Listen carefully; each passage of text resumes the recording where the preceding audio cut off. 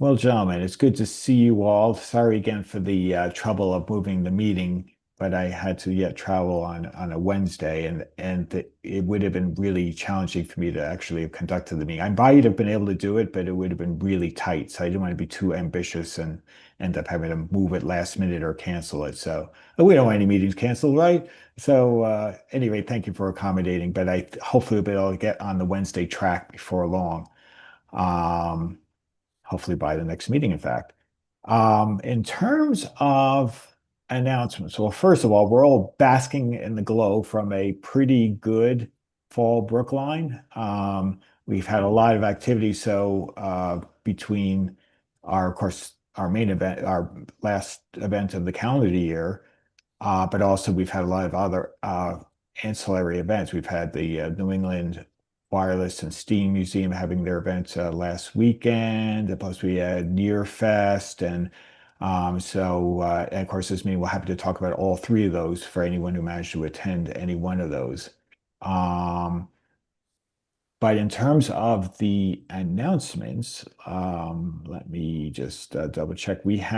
So I know that the right now the AWA annual conference is ongoing because Steve Byan and Hugh are there right now. In fact, Hugh texted me, he emailed me saying, well, I can't make it, but he's sent me a few teaser photos from the event as well as a museum in Rotterdam that he had attended. So hopefully I'll be able to get those guys to pick one of our remaining Zoom meeting dates and give us a little report at AWA with some photos as part of it.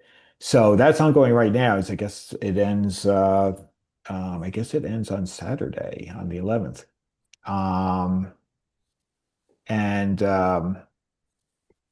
And then also on October 12th, we have the Nutmeg Hamfest in Meriden, Connecticut from 8 to 1. So those of you who happen to be in the Connecticut area, there's something to do this coming weekend on, I guess that would make it um, the Sunday. And then on the 19th of October, we have the Flea at MIT Swap Fest. And that's, I think, maybe the last one for the year for them. So if you haven't been to one yet, here's your chance to go and try to grab something fun. They do, Tom, of course, says Tom Pereira is one of our regular attendees and always has some interesting tales to tell. But that's probably the really big events. We're going down, ramping down, winding down on the events. But so does anyone have any announcements of any events or anything that I've overlooked that we should be trying to find room in our calendar for? Okay. Okay. Well, if you think of any, if you forget, just jump in later. But I'm going to, so I'm going to, we'll do a little round table. I want to share a starting little couple of pictures as because there's a laugher behind it, and I think we all can appreciate this. First, I'll make sure I'm on the email. Here we go. Um, Let me share one of our members who attends some of our meetings, Bill Babbitt. Um, uh, he wanted to share a little tribute to his recent acquisition of a radio. So let me share that right now.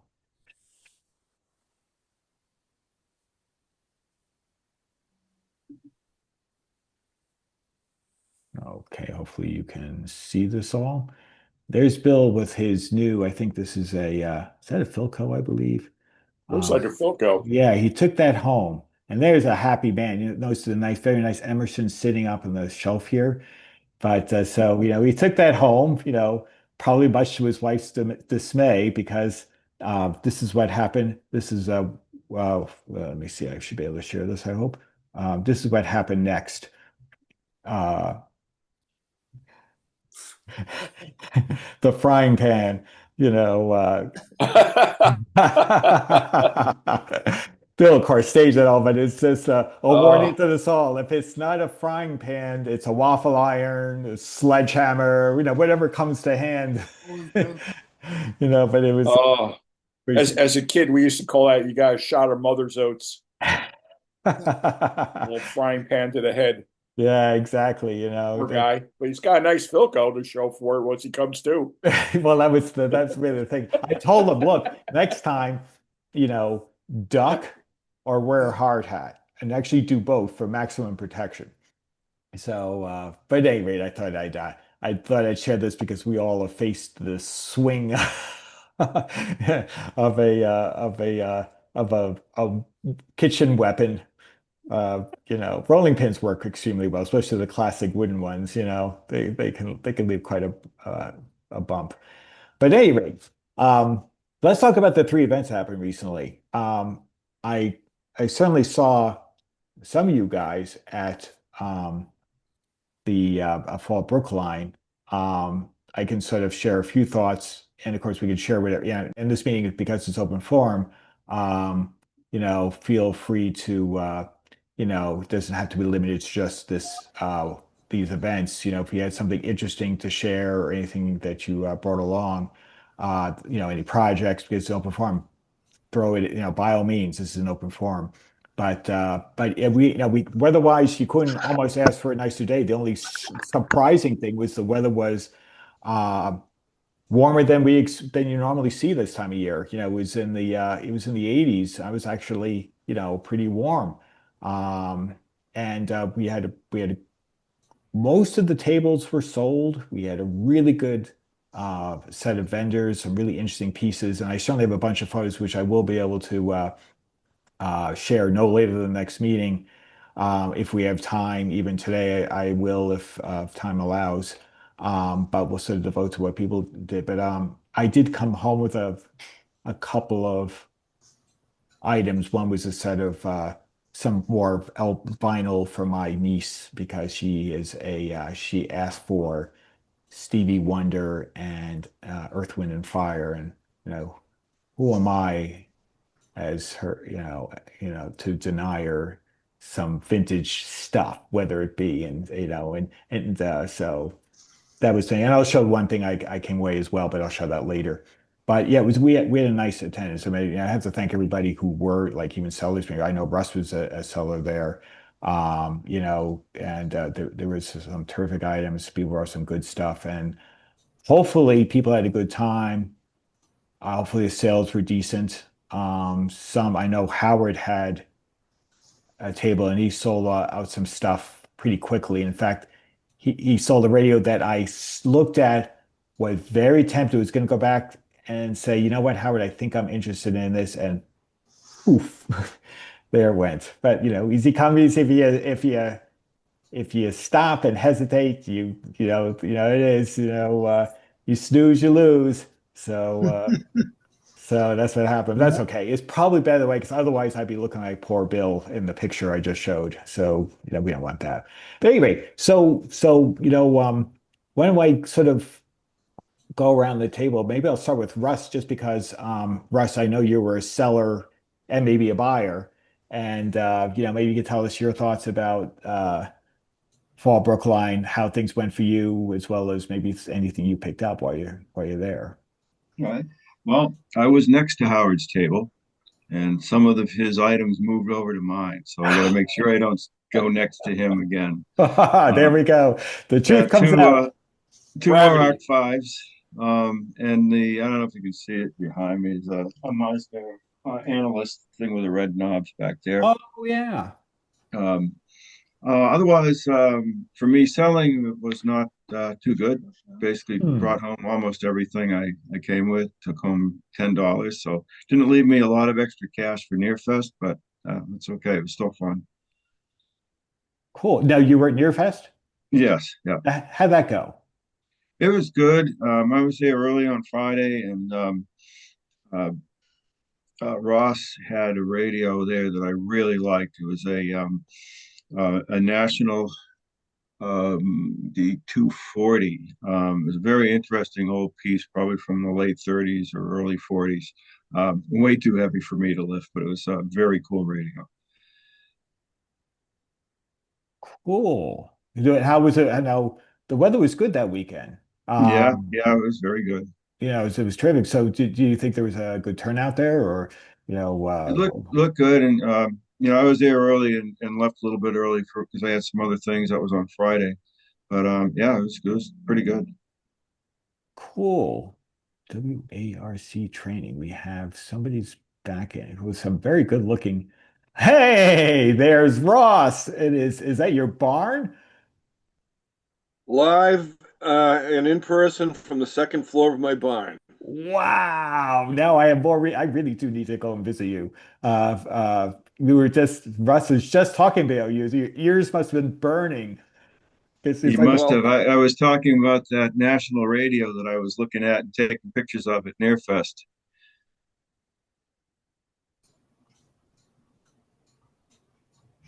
right.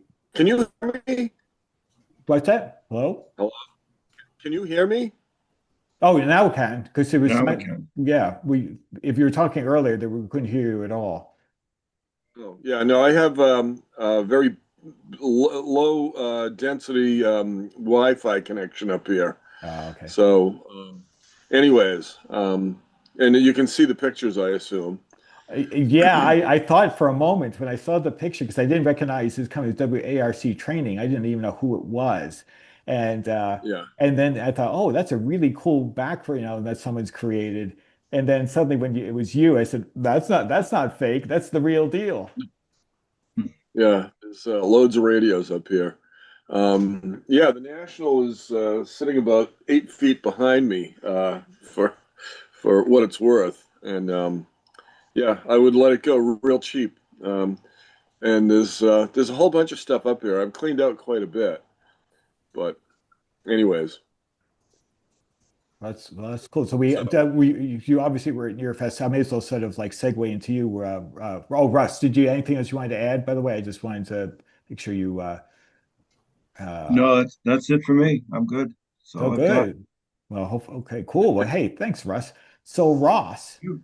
you're obviously were yes, at Fall Brookline and Nearfest. So, yes. did you come home with anything? What was your perspective as a seller and a buyer? Well, let's see. I did not bring anything home from Brookline, and I brought home. Oh, actually, that's not true. I got a Variac off the free table. I didn't buy anything. And at Nearfest, I sold $1,000 worth of stuff, and all I bought was food. So, are But you hearing me? Okay. yeah, I could hear you great. That was it vintage food? Okay. That's the question. No, no, thank goodness. No, it wasn't. But yeah, the objective is to empty this barn out before I die. And since I don't know when I'm gonna die, Oh, that must be, is that your clock? I hear a That's mine. no, it Oh, wasn't okay. mine. Oh, okay. Here comes another one. Oh, okay. Here, I'll just be you for a moment.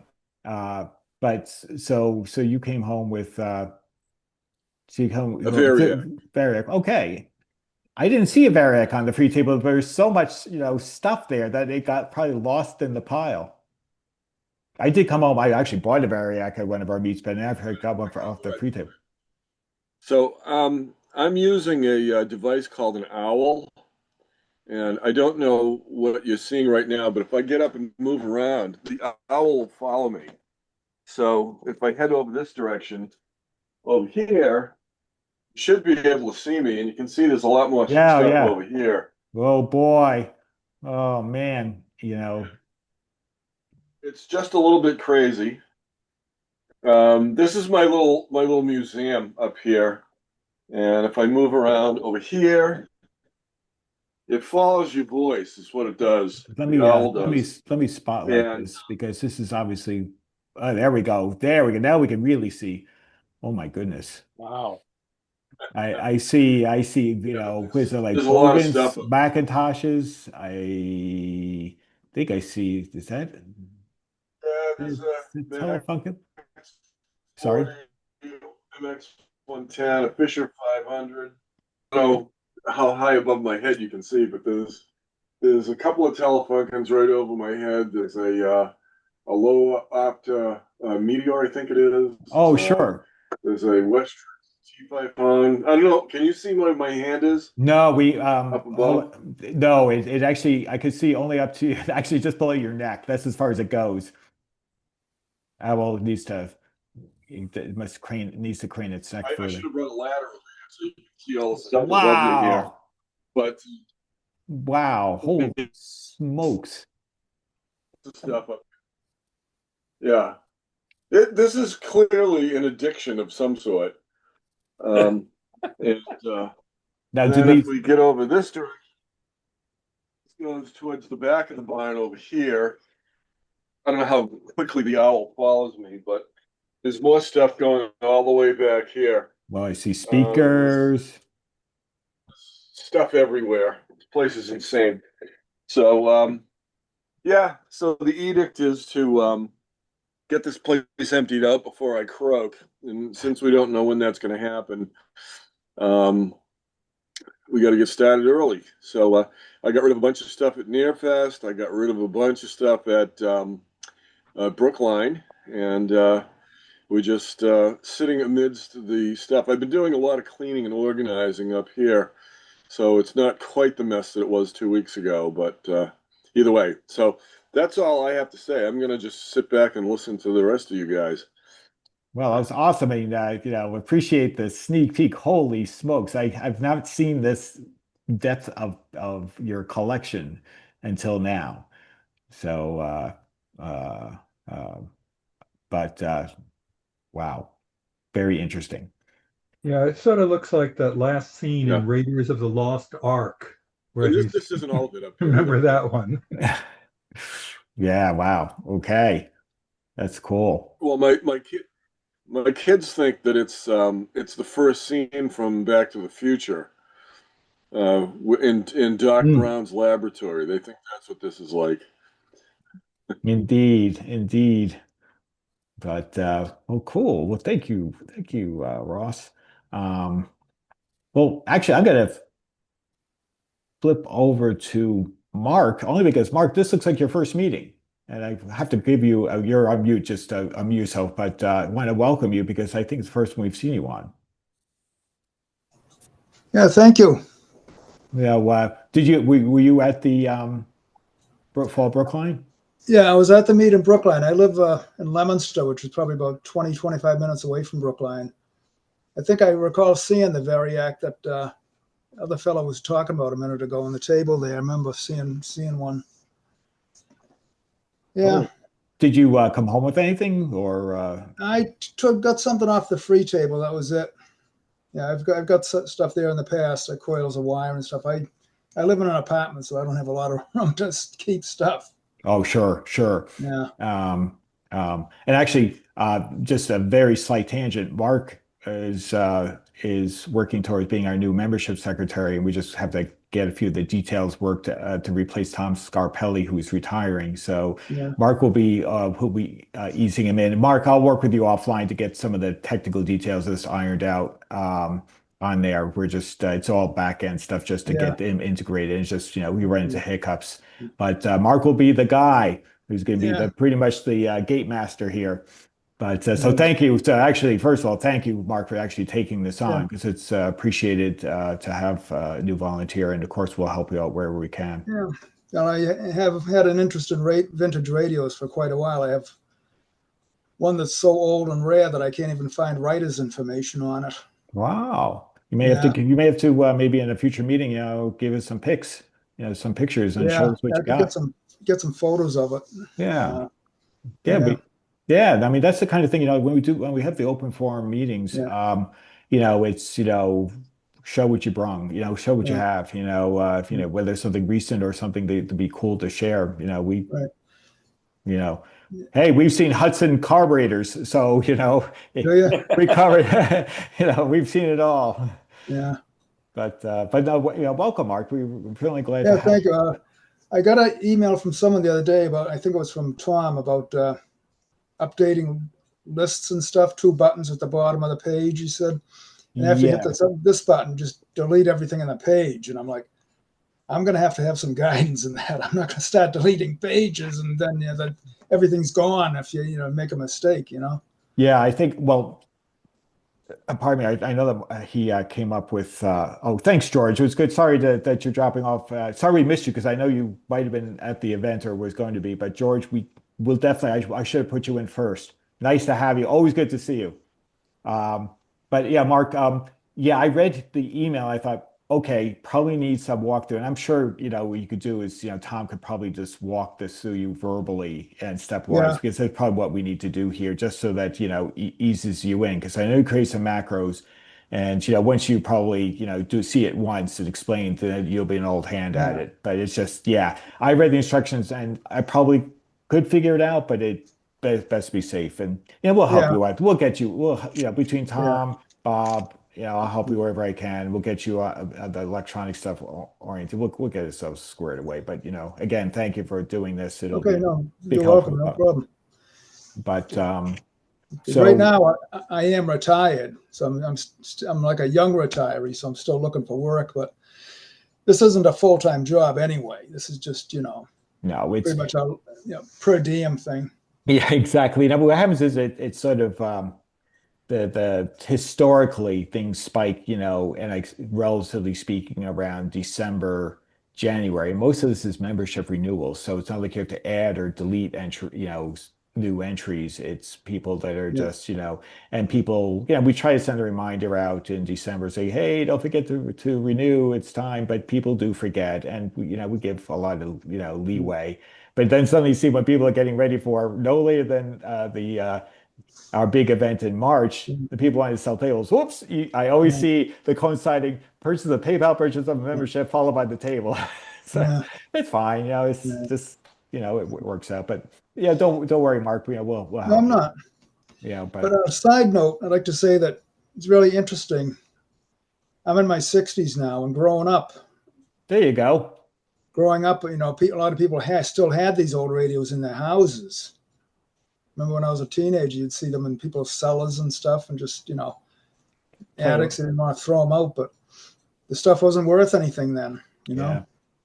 No, it's true. I can only think how many times probably as a kid I kind of walked past it and ignored it. I mean, I found Yeah. my first radio I had in my bedroom was because in the attic my parents put their first radio they bought when they got married, and it was a nice mid-range Telefunken Gavoda 7 Export. It was a US model. It Was was always yeah, and they put in the attic. They say my father always buys this big Telefunken console, and he also bought my mother this nice Telefunken. It was a first year solid state system with okay. the speakers. So we had plenty of sound systems. So this radio Yeah. was not going to hold the same to hold a candle to those things. And Yeah. I was just looking in the attic, and I say, damn, I don't even have a radio in my room. So Yeah. I asked my father, hey, do you mind if I take this? And he goes, yeah, sure, go ahead. It's just sitting I have there. one right over here, a German radio. Oh yeah. Let's see if I can Yeah, hold sure. on. Yeah, sure. Take your time, Mark. Let me adjust this thing here.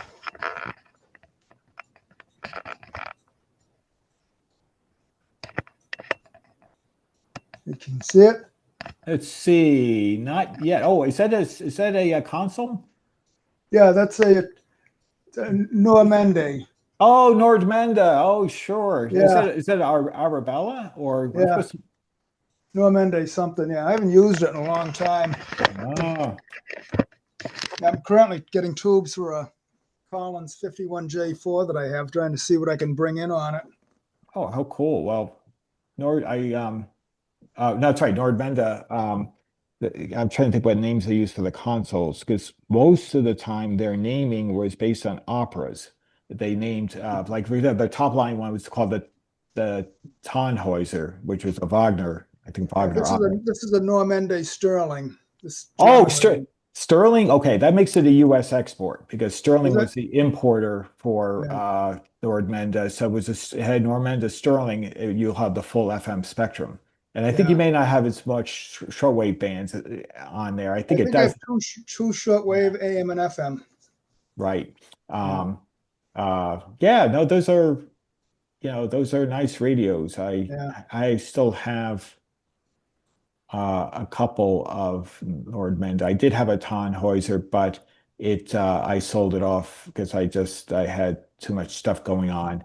yeah, And I'll tell you, it was the heaviest radio in my collection. yeah, And that's talking to someone who's got a Telefunken Opus. yeah, And the thing I used to call it the Tannhäuser because it was like, yeah, oh, lifting that thing was like yeah. felt like close to 40 pounds. Now, this isn't that heavy. But they got lighter as I know Yeah, by the 60s by early 60s the material was lightening up, in terms of there wasn't all that brass trim, and I think the wood thickness was thinner. There was cost cutting.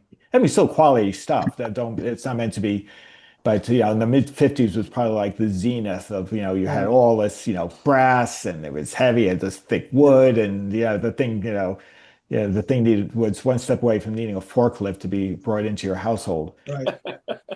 You know, The heaviest radio I lifted was at Collins one. I had to bring that up 3 flights of stairs. I thought I was going to die. God bless you. Yeah, Wow.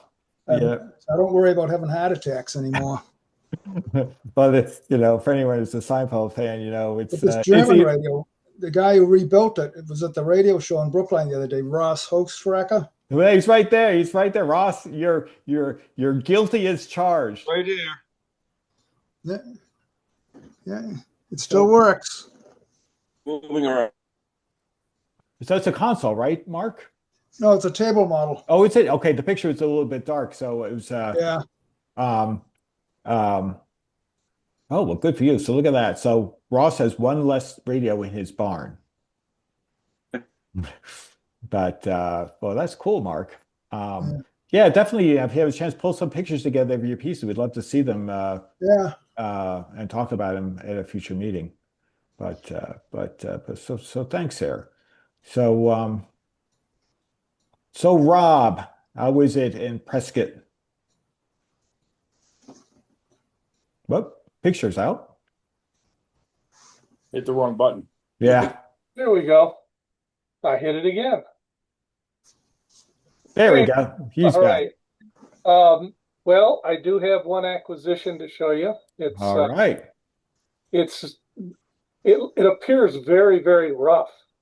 But then I sat there and I kept looking it over and looking it over, and I thought, this will be fun. So I did buy it. Whoops. Sharing is not turned on. What is it? Oh, sorry. No, You it's know, I okay. was oh, you know what? That's nice. They have a new upgrade. Uh I hate that. Zoom actually Hey, it's puts a new upgrade. put a little message saying, Rob is asking to share, so I can allow it. I don't even have to, I can just allow it from the pop-up window. That's a new feature. Oh, Mostly positive. what the hell? Oh, here we go. There we go. Oh, well, Noah's back in the house. Well. What's that, a Yeah. Zenith? No, it's a FATA. I've never had a Wow. It's a Feta? Wow, I've never seen that. The Fada looked like it had a fight with its Mata. It's got a big opening down there. Yeah, I'll bet you some kids or something tore it out because the grill cloth and they destroyed the speaker. But the more I looked at it, there's some loose veneer on this side, but the veneer's not damaged, right? Wow. And the wood should come back. Yeah. So that's I've never seen a FATA console before. Fada consoles are around, but they're more prevalent around my area because they were made in Long Island City, New York. But they're rare, but they're out there. You can find them. okay. Yeah. Well, see, There it is. this one is a 270C, and I can only find information on it as a tabletop. But that's the grill or the Ah, display. cool. How did I manage? Does it work? No, no, far from it. Hmm. But the this, chassis looked okay, dirty, but that's not bad. yeah. That's not that bad at all. Yeah, it was at the store here. It's called Restore, and it's Oh, a part of the homeless thing. Habitat for Yeah. Humanity. I'm surprised they took that. I mean, it's Well, like, yeah, yeah. Well, that was it. I was looking at it, and one of the volunteer workers there came up and said, I thought somebody might have interest in this thing." He goes, "We were just going to throw it in the trash." He goes, "So Oh, he put 15 bucks on it, and I bought it." But yeah, that's exactly right. I'm surprised they took it because they get donations from Ace Hardware and all this new stuff and all. So I found this thing, and it's a 270C, but and I have a schematic, but I can't find anything about the cabinet. The only reason I want to look at that is for the grill cloth. yeah, right. Sure. Now, the only FATA console or stand up like that. Oh, there's the speaker. Oh, Yeah. Seen better days. yeah, Yeah. yeah. So, but the uh, the voice coil isn't stuck or anything. So I'm thinking I can buy another cone and just cut it in around it. But I'm not Hmm. sure what I'm going to do yet. That'll be the fun part. That'll be fun. Oh, I bought a cathedral radio, about 10 years ago now. Uh, Crosley model 157. Beautiful cathedral, real wide one. And the speaker was ripped. So I had to, and the chassis had a fire in it. So I had to find another chassis. And I found one right out here in Holland, Massachusetts. It had been in a console, but it was the same chassis that went in the cathedral. So I bought that. And I sent it up, mailed it out to some guy in California. And he had a friend that reconed the speakers. Hmm. And so he rewired the chassis and his buddy reconed the speaker. It works good. I only got one station on it, but when the radio was brand new, you're lucky if you got two or three stations. Yeah. That's the way it was. But yeah, there are Yeah. people out there that'll do the work if you want to spend the money. Yeah, that's just it. I think I'm going to try it. And if it doesn't work out, then I'll just look around to buy another speaker. Right. It's Yeah, it's about 10.5 inches round. Yeah, it's a good yeah. sized speaker. Yeah. Wow. That's cool. And Rob, when you think about it, when you think about your other console acquisition, you could amortize it. You essentially have two consoles for 15 bucks. You know. Oh, that's the picture I found. Oh, okay. And There's it's not it. This is a 290 and it has 6 knobs, not 5. uh, Yeah. there's a little I saw in the front. I saw a little bit of grill cloth. I don't know if there's enough there for you to sort of match on it. And the Yeah, picture. there's very little except, yeah, this is what I came up with. It looks like this might have been close to what was there because the little shreds on the side, you can see that's a basic color, but then there's black or darker stuff weaving through it. So I don't know how I'm going to find out any information on what was there, and maybe it doesn't really matter. I just did a quick Google search, Rob, and I looked at the tabletop one, and it's the veneer and the grill cloth is totally different than this thing, Yeah, Mm, yours. yeah. that Well, is, the weird part is, well, I guess it's not that weird. The 290 seems to have a similar chassis, except it has push-pull audio outputs, where the set I have only has a single tube output. Yeah, the information I found on yours, it's a 6 tube, right? I think so, yeah. Yeah, I think the push pull is probably a 7. Yeah. Okay. Well, my other acquisition was this weekend we went around to different art galleries.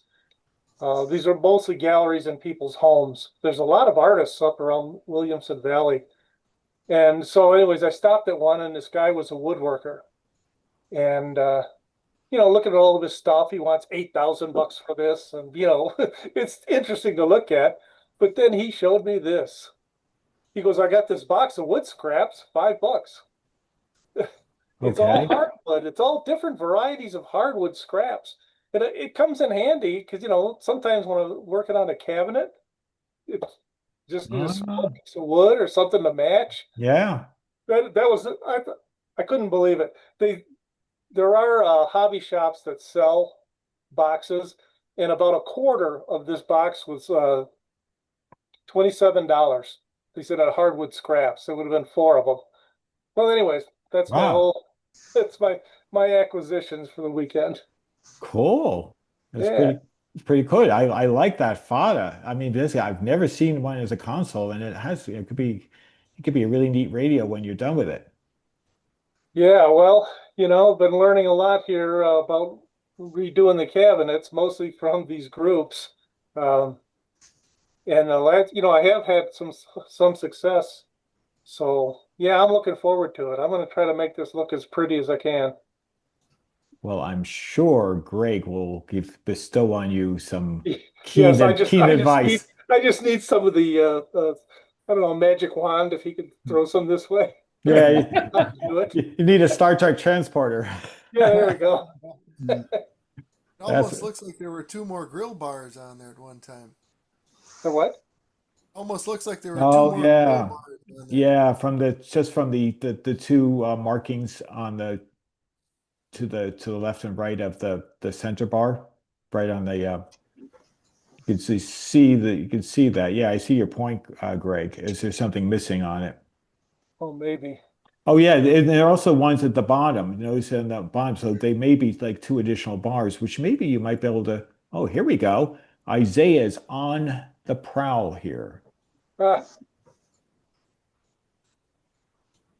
In it's fact, unfortunate that there isn't anything on AM radio around here worth listening to.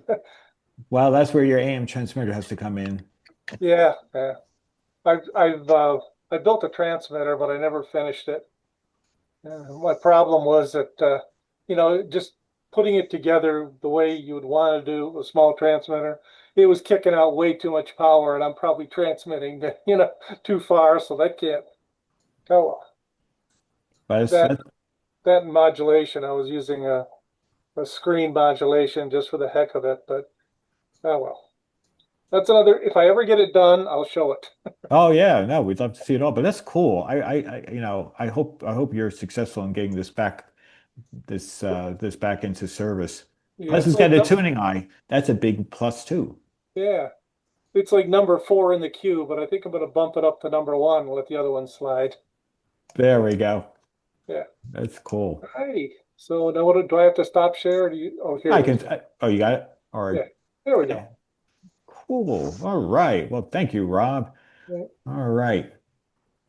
So, Bruce, it's good to see you back.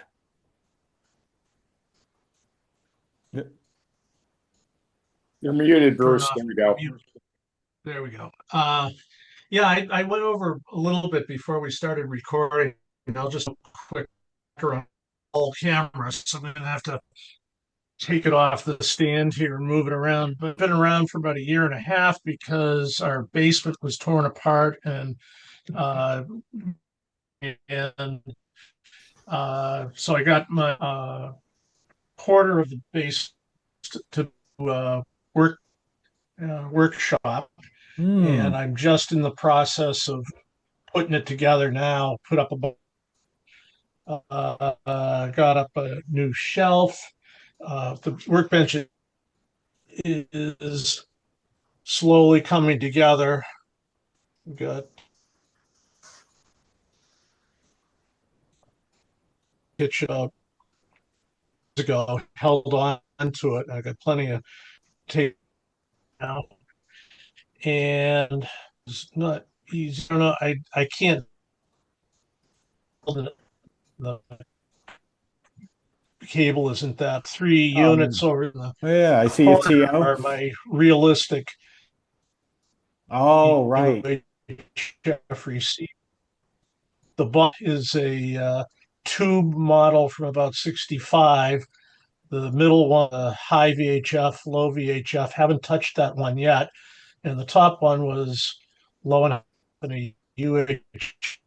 And he threw the first real radio, serious radio I bought, Polaroid working on the SX70. And I used my by that. And that's a little bit pre-scanner. You had to know where to tune and fast with your fingers to keep And then I've got my queue up there. I've got a train that'll one, and I've got a couple of Teos with wave and plastics, which I've never worked on before. On a plastic portable radio. Got reel to reel I'm doing for a friend, and I've also the thing I'm really looking forward to is a Ampeg bass amplifier, the Oops, yeah. classic bass amplifier, and I'm getting my hands on that. But these things I'm kind of promised out to somebody to finish up, and that is what I've been doing. And I'd been before the recording, I'd really been looking forward to go to Brookline, and COVID on September 25th out of action for about a week. That's what's keeping me busy. Well, it's good to see you back, Bruce. It's nice to see your workshop improving, getting better there, and hopefully we'll see you more often as now that you'll be able to free up from all these projects, as house projects, I should say. I'm actually looking forward to winter now. The dark days of January don't bother me anymore when I've got this stuff. So, looking forward to it. All right. Well, thank you, Bruce. So let's see here. Noah, how are things down in Guacamora? Guacamole? How are things in Guacamora? Things are doing okay. Been very busy. There's all kinds of stuff going on. Stumbled across a few radios when I went to an antique tractor and engine show, but there was a flea market area, so there were some old Crosleys and Adwater Kents and things like that. And I've been playing around a bit with a friend's radio. I don't know if I'm going to be able to actually show it here. It's kind of a beast. Maybe I can turn this and aim the camera. Oh, there we go. What do we have there?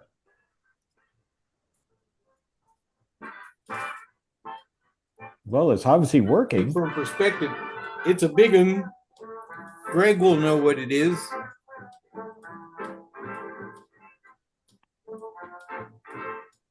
I think Greg is that RCA? Yes, it is. I think a 7T. That's a 7T? Okay, that's without the tuning eye. They made them in a couple different flavors. That's a nice radio. It sounds really good.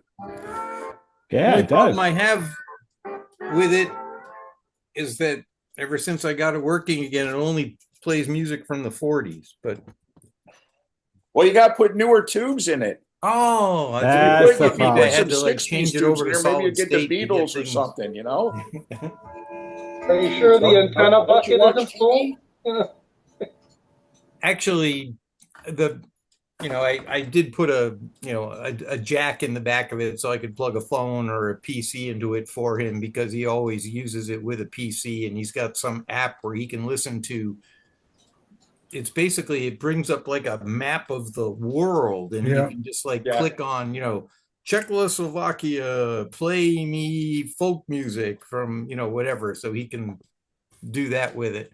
And it actually, at my workshop out in the other building, it has pretty decent AM reception, but in the house, in the main house, the house is a Faraday cage. I mean, there's a metal roof on the building, and then because of the bright sunshine of Texas, we have these like darkening screens that are on the outside of the windows, and the house is kind of sided in some kind of concrete-ish stuff that I don't know what's in the mix, but I mean, it's really hard to get I have to run a wire outside the window to the outside world on any radio that I want to get AM reception on. So it's just for testing purposes.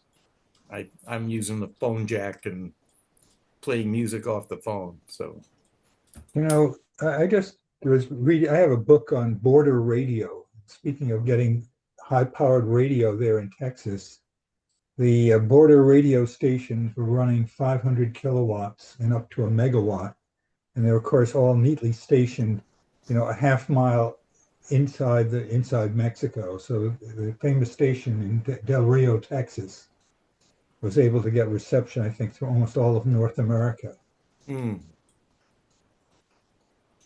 those are AM stations? They were AM stations during the 20s and 30s and into the 40s. And they had all sorts of crazy, they had all sorts of incredible ads for remarkable cure-all medicines, everything. And you just had it. And this was one of the stations was the famous one that Dr. Brinkley. And Dr. Brinkley was the guy who swore that he had a method for transplanting goat testes into humans and revive old men. And that was his famous operation there in Del Rio, Texas. But they advertised on border radio. Wouldn't that make for an awkward situation, though? Like if your wife wanted to, get intimate and then you just went, nah. The thing about it is, of course, these stations had lots of, they were always advertising things, for only $5 or $2 or something, and they were making piles of money until finally, I think the U.S. and Mexico agreed on some commonality in sharing AM frequencies and decided that having megawatt stations in the middle of the AM band was not going to be allowed anymore. But I have a question. I know about refinishing a radio, and I have an old National NC101X, which I don't know if you've seen these. This is a ham band only receiver, but probably dating back to mid to late 30s. And I've had it actually working many years ago, but sort of deteriorated. But my question is, how do you clean up black crinkle finish? Because that's what he says thing has, is it's a metal and it's a crinkle finish. And what cleans it? If you We're all in a brush. Oh. Gojo would work too, but I use Armor All.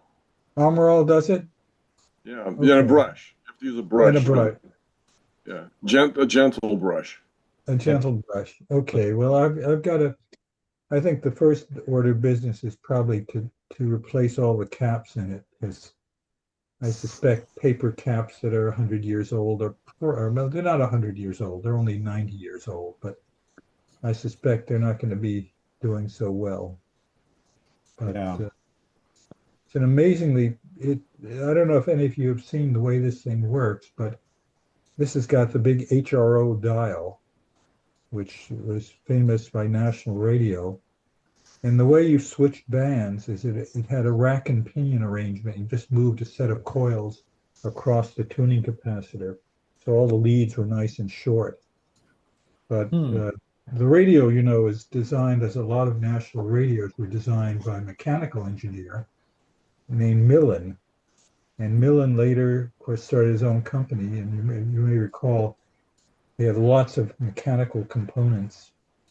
But okay, so I have to remember Armor All once I get this thing to the point where I can even think about doing some stuff. I have a colleague who has volunteered to help me on this, and he has a test bench in his lab. So I'm going to just hold the thing up, flip it on its back, and see what happens. Will not have as beautiful a finish as the German radios of the 50s and 40s, though. Oh, sure. Well, they use that Was it hot lacquer? The lack of Isn't the it like a piano finish. shellac or something? Yeah, it was hot lacquer or something Yeah. incredible. Begins with an N is the word. I can't think of, can't pull the term out of my head here, but that's how you got like the piano finish on some of those, and it's looks great, because it's the only problem is subject to crazing, due to heat and so forth. And if you're lucky, you don't have one that survives. It's nice. Like I'm lucky. Like one of mine survived, from my aunt, and it was always in the house. I guess in reasonable temperatures and not from direct sunlight. And there's no crazing on it. It looks, other than buffing out some scratches, which I used a little bit of Howard's burnishing cream. It was just a little bit to get some of those out, and boy, looks okay. Is the National that he was talking about kind of like this one here? I don't know if you can Let's see see. I this. can't quite see all of Yeah, it. let me see if I can spotlight at least where what Ross is. Right here. Yeah, that looks sort of like that. That's sort of yep. HRO dial. It's an HRO dial, and as you turn the band switch back there, you see a little white spot appear across the yeah. Um, this one has an S meter, not an I tube, but I think that one looks like it. This doesn't have an I tube either. This was made for the Civil Aeronautics Administration. Really? Those had the aircraft bands? Is that the intent? I don't know. It covers from 200 kilohertz to 30 megahertz in 1, 2, 3, 4, 5 bands. So I don't know. Just normal was 112 to 132 or so. This is not that high. This is fairly low. Again, this is probably 1930s. Yeah, it may maybe they used different frequencies back and then, and maybe they settled on that later. Actually, it has a date of 10/30, 1945 on it. Interesting. Okay, so that one looks like was a war surplus type jobby, I think. It may very well be, yeah. It's missing the pilot light up here. I need to put a new pilot light in. Oh, okay. That seems to be a minor thing. Yeah, Interesting. very minor. Cool radio though. There's all sorts of cool junk back here. Yeah, I always thought I know. I always thought that the best thing about those radios that were when you open up like an old magazine like CQ or one of the old radio magazines, they were marketed as the man's radio. You could not in any way, shape, or form market that radio today without a tongue lashing. Yeah. Oh, look at that. We got a cuckoo clock here. Sorry I to didn't know interrupt. Ross was going to be on the call tonight, so it's There we go. Now, I think this is more or less a toy or a piece of junk, isn't it, Ross? But well, the expression that I use with my customers is that cuckoo clocks are a novelty item. Yeah. And there's probably 50 or 60 downstairs waiting to be looked at. That one's missing the crest on the top with the deer head with the antlers. That's what they call the hunting motif, because if you look carefully, you have the horn around the dial, which was the hunting horn. You have the sack down at the bottom for the gunpowder. There's usually up on the top, there's two rifles crossing each other, and then a deer head with the antlers. And that rabbit on the left and the bird on the right are dead and hanging by their feet. Oh, I was wondering. I know I see. Because I was like, what is that? I was wondering. This is a Rorschach test. I was wondering whether I needed to take them off and make them point upright because they looked like they were dead and hanging by their feet. But now I guess that's why it looks that way. Now when the cuckoo So now I wonder when it's time to go off, does the door open and a gun point out and make a bang? No, there's a silly little cuckoo, and it's I've disabled the noisiness of it, so it'll bong, but it doesn't cuckoo because it was really annoying. I'm fixing it for a friend. It didn't do anything, and they said, you fix things. Can you take a look at the cuckoo clock? And it's like, I've never looked at a cuckoo clock in my life, but if it doesn't work, I guess it's nothing ventured, nothing gained. Right. You'll make it no worse if it's not working. Yeah. So I just. Are you looking for a job? No. I just, like I said, I wasn't even going to mention it, except that it's like, oh, wait a minute, Ross is on the call. And he's like, I got to show him this like piece of crap cuckoo clock that I'm working on. I have a cuckoo clock just like that. How many do you want to see? I think they must have made 1 million of them, because I see them everywhere. No, they made there's lots of 17 parts million of available for them. You can get the little bellows, billions you can get and the little billions. Yeah, billions and billions. Yeah, the only thing that's tough to get right at the moment is the regulators for the music boxes. Roige, the company over in Switzerland that made the regulators, has stopped making them. We had, growing up as kids, we had a nice German shop So about 5 miles away, and we had bought a nice cuckoo clock, and it was less hunter oriented. It was the nice house, and it had the dancers would go around, at the top of the hour. It was actually pretty nice. We lasted a long time, an easy 10 or 15 years, which was pretty good considering, this is in the 70s, it was when my parents bought that. It was actually nice. I kind of miss it, frankly. There was, it's novelty, but it's this fine. one, when I got into it, it looked like it was maybe a kit or something that you would build at home or whatnot. It doesn't look like, terrific workmanship from 100 or 150 years ago. It looks like something that you bought at Radio Shack in the 70s to bring home and put together. But anyway, it is what it is. I can give it back to them now and say, okay, it's fine. It reminded, speaking of cuckoo clock, if any of you guys ever seen The Big Bang Theory, but there's one episode where there's a Star Trek cuckoo clock. The hour, Spock's head pops out. Live long and prosper. Live long and prosper. It's hilarious. Sorry, you got me. I just thought about that, in the moment. That's the ultimate cuckoo clock. But any rate. Well, of course, you've also got the ultimate. If you look at some of these cathedrals, medieval cathedrals have got some incredible pieces of machinery there too, with St. Mark's in Venice is an incredible amount of, it's a whole panoply of the society comes out to ring bells and move things around.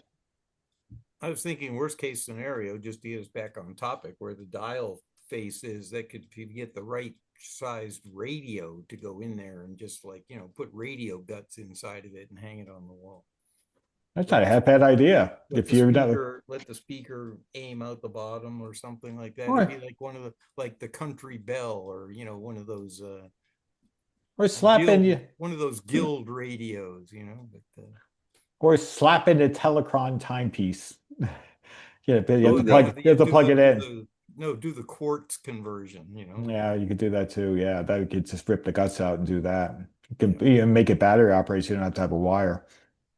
I've got one of those, quartz ones in our kitchen clock we've had for 40 years. I don't think I've replaced the battery. My mother bought it for me for like my birthday, because I loved the Muppets as a kid. Even as a teenager, I thought it was a terrific show because they really had different levels. You could the appeal to the kids as well as the teenagers. Even adults, right? But at any rate, they made a Swedish chef clock, and my mother buys me the Swedish chef clock. So he's got the Swedish chef. He's got the fork and the spoon as the hands. It's got a couple of worried-looking chickens in the pot. So it was from early '80s. Very, very because of the early. Muppets, I can no longer listen to anyone beyond, if they use the word phenomenon in a sentence, then I'm all done. Yeah, it was a good show. But remember that song? Yeah, I'm trying to remember that. It's phenomenon. Oh yeah. Enough. No more tangents. Yeah, right. Yeah, exactly. But phenomenon. Yeah, there we From go. Isaiah. Thank you, Isaiah. Yeah, if that's it, but anyway, so let's see here. So Bob, what the heck is going on in Jersey? Oh, New Jersey. Oh, it's wonderful, New Jersey. If you believe that, I could sell you some prime real estate in Florida. It's Right? the caucus. I have a couple things I want to say, and then I have a request. It's just something I want to throw out there. First of all, my wife made me a lovely cup of tea before we got started, but the cup is special to me. I'm going to Oh, get what, up. what? I don't know how well Oh, you can see yeah. that. Far I don't know Oh, if you remember the oh, cartoon, The Far oh, Side? Far Yeah. oh, side. love it. Okay.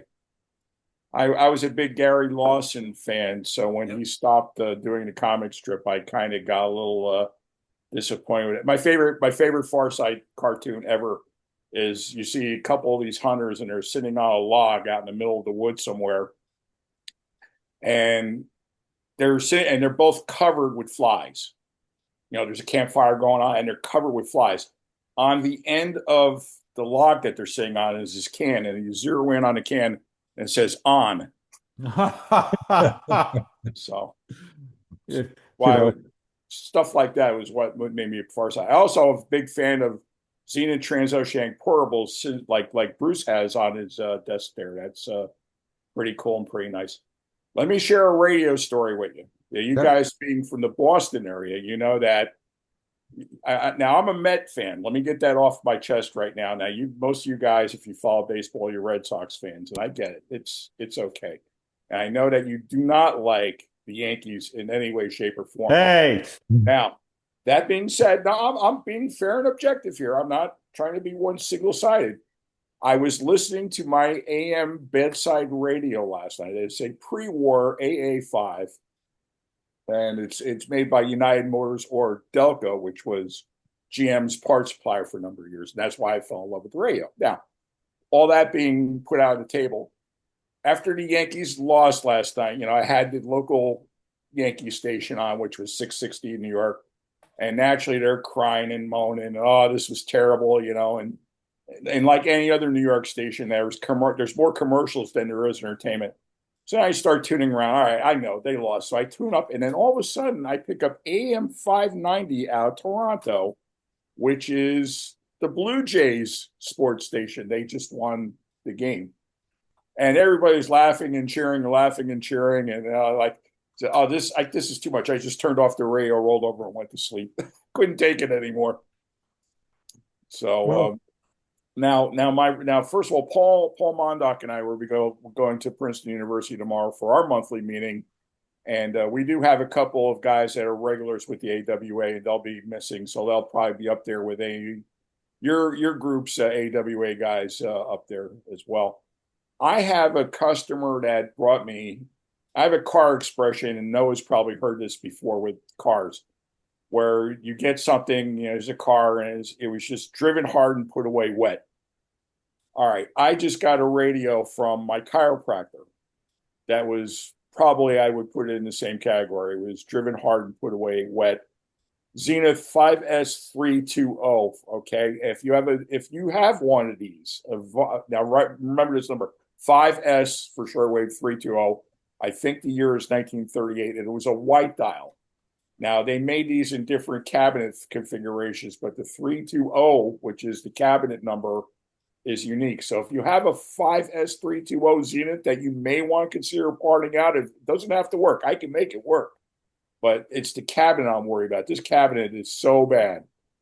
So if you have one of these that you'd like to maybe sell or whatever at a reasonable number, okay, you can go to my Radio Wild YouTube channel. And if you go into the thing there up there, you can get my email through that if you want, and send that to me if you have one. Because right now I'm having it's kind of like trying to find a piece of dust in a dirty warehouse or something. It's gonna be tough find. So if you have one that's you want to part with reasonably, I'm probably interested.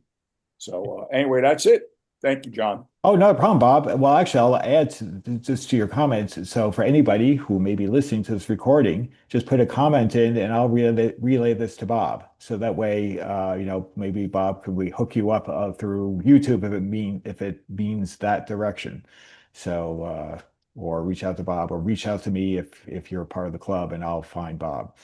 So we'll throw the flare. We're shooting the flare in the sky there for you, Bob. Thank you. Appreciate it.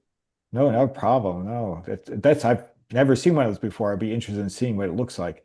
You could Very Google pretty. it and find a picture of it. It's just the cabinet's a little bit there. I have one in my collection. I'm not parting with it for any amount of money. I love it. And it was one of the radios I did initially when I got back into the hobby. So it just has a special meaning for me. So that's why I don't want to. Otherwise, I would just do that one for him and give it to him. But I like that radio way too much. Or I could get it right now and show it to you. Show you what it looks like. I'll be right back. Oh, okay, Very sure. nice. We can wait a moment. We'll go on a commercial break. Yeah, I was thinking that We'll get a snack. talking about the Yankees, as you know, the line between the Red Sox and the Yankees sort of goes through the center of Connecticut. I think as you there's a sort of a border area where it's half and half. But once you Ooh. get, It looks like this. Yeah, I'm gonna spotlight This is this. 5S320. Well, 5S319 Oh, sure. I see kind this. of cut off here, but it's the box is deeper. Okay. And it's nothing special. It's just basically a 5-tube radio. Okay. Yours I in did this one probably about 25 years ago, I think. Wow, that's So nice. This one's kind of special for me. That's beautiful. Okay, Bob. so Really it just beautiful. has the fins on one side, like you see here. Where the speaker would be. Okay. Sure. All But you'll right. see they made these, I think, in 3 different cabinet configurations, but it's the cabinet I really need more than anything. Plus, the speaker that I have also is kind of a see-through speaker. That's not very good. So, Right. Well, there we Right. go. So those listeners or watchers of this video, please help Bob. help me! That's beautiful, I'm by trying the to get broken radio. way. That's a beautiful Thank you, radio, Bob. guys. Oh, anytime, Bob. Happy to help. Sorry, you were saying, Dick, about the line between the Yankees and Red Sox.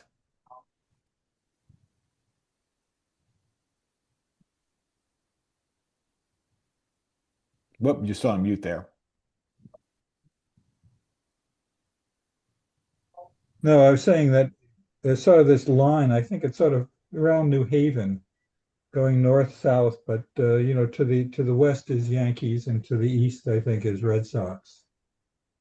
Yeah, that's probably about right. I just brought mine from I'm a New Yorker originally and moved up to the Boston area, so I just took that with me and never adopted the Red Sox. But another disappointing year in the bank. But As ever. what are you gonna do? As ever. Oh, Paul, if you have to run, that's great. If you want to jump in, you're free to as well. But sorry, we didn't get a chance to call on you. But see you next time. Yeah, nothing going on. Just saying hi to everybody. Just listening tonight. Haven't gotten to any radios. Work's been busy. Oh, okay, not a problem. But glad you were amongst us. Yeah, get to catch up. Oh yeah. All right. Well, if you have to drop, don't sweat it at all. At your convenience. All right, folks. Everybody stay healthy. We'll talk to you soon. Bob, we'll see you tomorrow night. Paul's he's busier than a one-arm wallpaper hanger. It hasn't been busy. He's got a lot going on. Hey, it beats the alternative. That's right. Have a good night, guys. Take it easy, Paul. See you tomorrow, man. Good night. But, hey, Joe in Michigan, you Detroit Tigers fan. Hey, yeah. Hopefully they do something this year. Well, they have it. They could go. They could go. We can hope. I can't root for the Jays. I'm sorry. So Yeah. I don't even know if they played tonight. I know they went back to Seattle. Right. Yeah.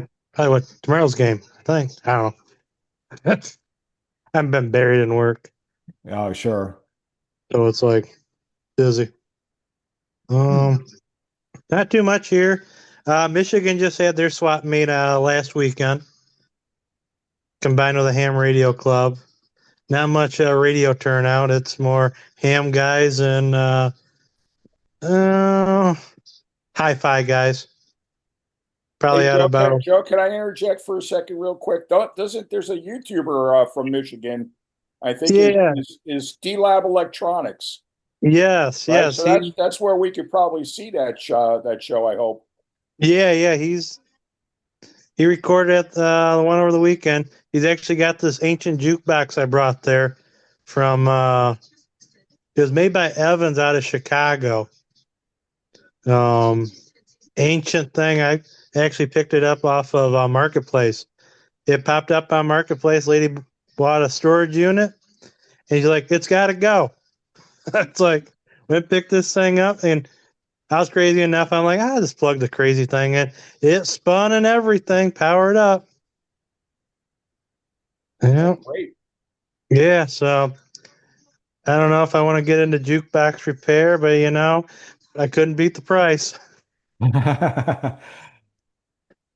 Yeah. Well, yeah. Not too much here. Getting ready for winter, I guess. Actually flying out to Maine tomorrow. Go see the girlfriend. Okay. So I'll be on the East Coast till Monday. Oh, there you go. Yeah. Well, it's too bad, but you'll have to see you find a way to visit her on our next event, In uh, March. March 1st. Oh, good. I So think it's a kid-free weekend. I'll probably fly out. yeah, there you go. Make sure you do. But Oh, yeah. um, uh, cool. Well, Oh, thank yeah. you, Joe. Oh, yeah. Let's see. Actually, okay. So I think, let's see here. Sorry, just had a brief, very short distraction. So I think I've covered Greg. I'm gonna cover one thing on my side. I'm gonna cover you next because Greg actually has some WAR Archie. No, wait a minute. No. The Wisconsin. Mercy. Yeah, the Wisconsin Antique Radio Club. Photos from a meet. So and there's some good stuff. So we definitely have plenty of time for that. I'll just cover my stuff because mine's short, pretty short. I'll cover use the rest for yours. Is so I actually well I'll defer on one when I show the photos from the Brookline. But on September 15th I had given a talk to the Ashland Senior Center. My wife volunteers there, helps out from time to time. And I said, I did this presentation. I just put together a lot of pictures from um, my personal collection as well as all the photos I've taken at all our various events. And sort of put a chronological sort of walk through radio history a little bit, just different pieces and I also brought in about 12 pieces of my own that were portable. I took the small stuff. So I said my best stuff is stuff that wouldn't be a pain in the neck. So I brought a variety of some small tube radios, some early transistor and some various things. So but anyway, it's a terrific we had a reasonable turnout and it was just a lot of fun. People would just come up to me and say, "Hey, I have this." It was just kind of fun just for people that actually they were just excited about something they grew up with.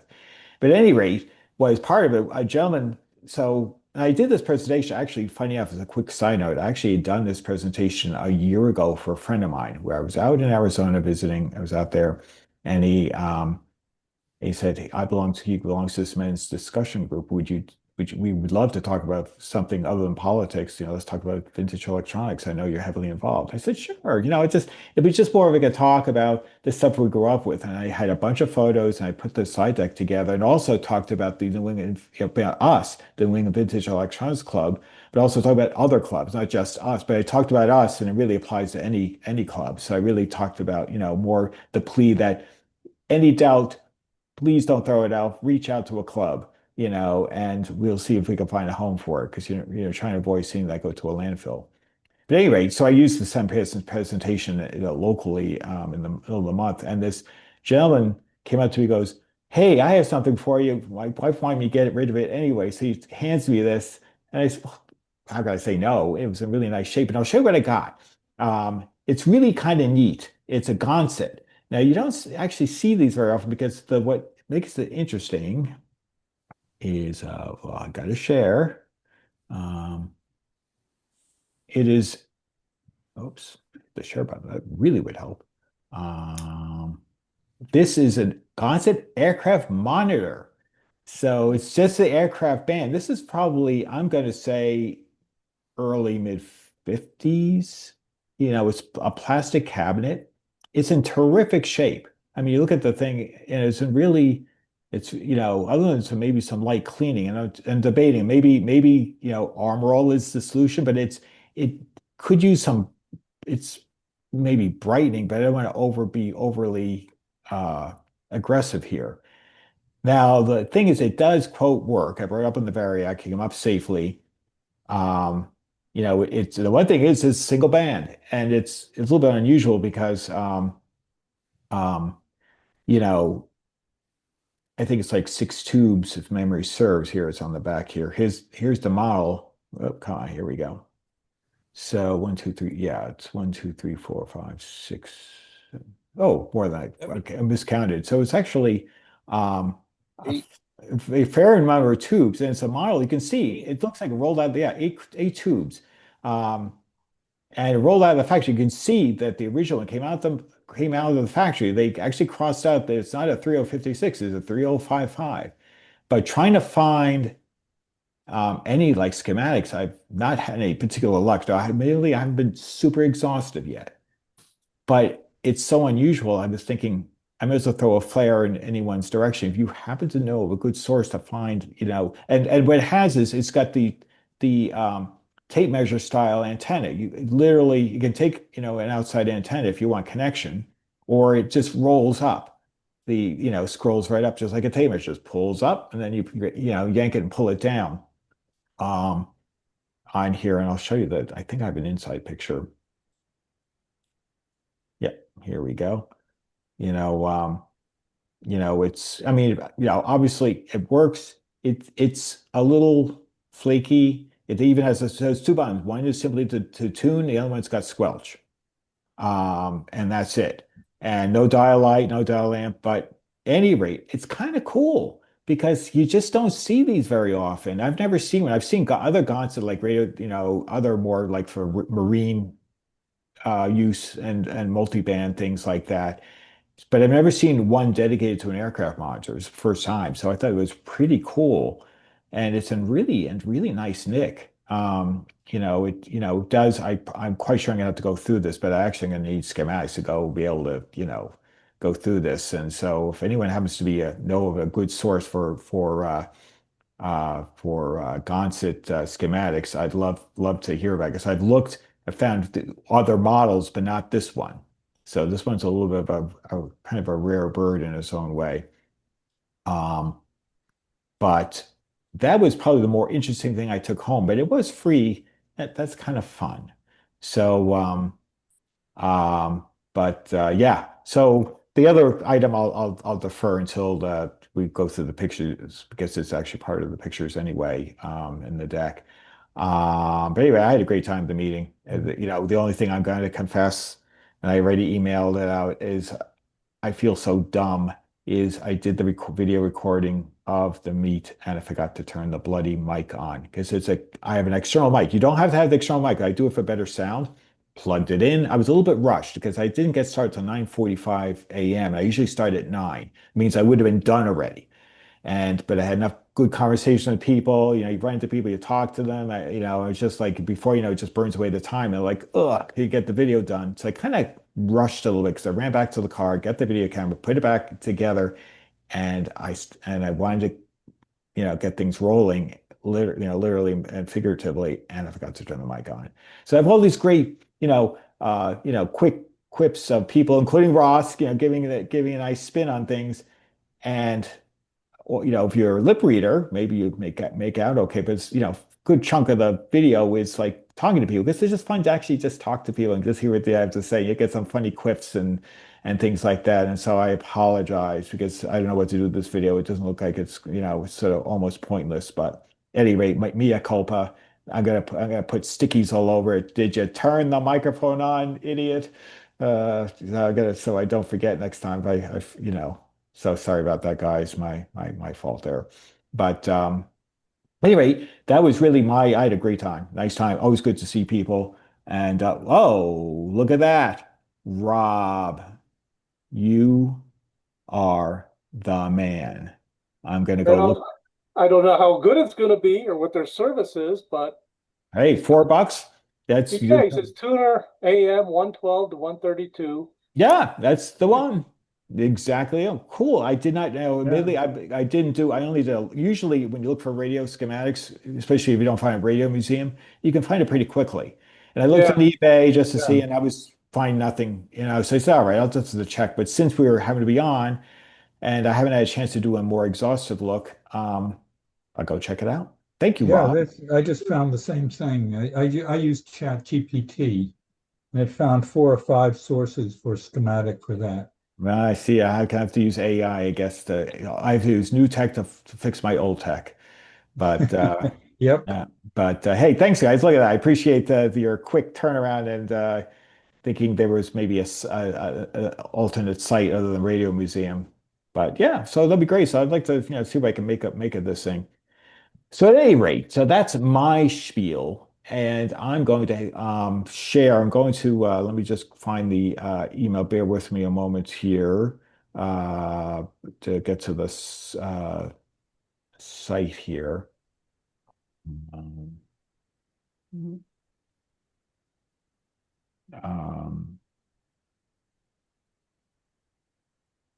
bear with me. I just forgot to. There we go. All right. So I guess now, Greg, this would have been the September meet, right? September 13th. It was Yeah. Yeah, exactly. So last one. let me just bring up the photos here. Accept. Okay. Guys, I've got to run. I've got a book club meeting tomorrow at 8 o'clock in the morning. So take Uh, care. Talk to you next why time. does it get the Cliff Notes? Take care. Take care. Thanks. Bye. Bye. Um, Let me see. Oh, here we go. Here is the photos. All right. All right. Let me see here, Greg. Just bear with me here as I hopefully. You know what? What's going on here? All right, let me go find the email. That's the best way. Um, Very sorry about that, guys. I was just a little slow on the uptake to get this rolling. Um, hmm, Here we go. Oh, nope, that's not it. You can find it here. I'm trying to find the link. I hope I didn't delete it. All right, well, I'm back in the art. I was having trouble finding the exact photo collage, except where are the photos? Because you had this terrific. Oh, okay. Wait, maybe I've got it. Maybe I've got it. Okay. I think, okay. Sorry, guys. Now I got it. All right. I was having, that's my own fault for not being a little bit better prepared to share that particular one. Let me know, Greg, if this looks right to you. Let me see what's. That looks like it might be an older one. Oh, because I'm on the link to I'm still sharing. I'm on March, the yeah, that's 225 me photos, and this If look. you scroll up to the top and you look on the. Oh, that's March. How did that come March. up as March? Because I could swear I clicked on the. Okay. Okay, if you click on meet photos there, whoop. Way Sorry, up I'm. on the top of the web Let page. me stop sharing. Because I'm struggling with the. Um, oh, how did that come up? All right. Otherwise, if you just type in warci.org, they'll be Y- right there in the upper left corner. Yeah. No, I got it. Okay. Here we go. There we go. Jeez. All right. Let's get this right. I don't know what's going on. I must be losing it. Okay. Share. Okay, There guys. you go. Sorry about that. There we go. That should look finally better. So, Greg, you were at this event, I take it. Yeah, it was a kind of a washout, and it was a hard rain that morning, and it really kept a lot of vendors away. They had to move inside, and as a result, there's maybe only about 6 vendors there, but there were some nice radios that did show up. Yeah, it's Nice little Crosley here. yeah, I like that. And that color is quite vivid. They call it a bullseye. Yeah. And of course, the old Atwater Kents, which are a dime a dozen. Yeah, it's getting sort of that point, right? So I'm not sure what this thing is. Damn, by it's going to the meter. Set to yeah, okay, that's probably right. Oh, here we go. Here's That, I believe, is a Coronado console. Yeah, it is. Nice dial face on that. And the member had it fully restored. It was playing actually that morning. But he did nothing with the cabinet. That's about the only thing needs to be done to it yet. And now that's where you can work your magic. Yeah. I actually had a tombstone with that same chassis in. Oh, really? Yeah, it's only about a 6-tuber or 5-tuber. I feel like they have terrific dial faces on these. I like the lattice work on the front. That looks Yeah, really cool. is that? Oh, something modern. Something modern, yeah. That must And be Nakamichi. Oh, bless you. CD player. Yeah. Oh, now here we go. What do we have here? Modern. Oh, so it is. Yes, indeed. Huge. What model is that one, Greg? Is that a 440 something? I think it's in the 80s, like an 84 or 82 or Oh, something like that. okay, it's an early one. Okay. Yeah. That is a nice shape. Yeah, that is, isn't it? Look. Oh, and we got a couple of interesting things here. 3 dialers. I like that. What is it? Say ARC? Can't make it out. It's pretty cool. It says ARC. And I like it because I love the little icon. It's pretty cool. It just says ARC on the front. Yeah. So it could be like Allied Radio Corporation or American Radio Corporation, something like that. One of them for sure. Yeah. I like all the relief work is really cool. Battery sets are cool. That survived all those years. It's probably 100 years old. Yeah, and you look at it, it's in terrific. I mean, everything's legible, mostly legible, and in really nice condition. So I love looking at all that art. It's like it's got that early Art Deco look about it.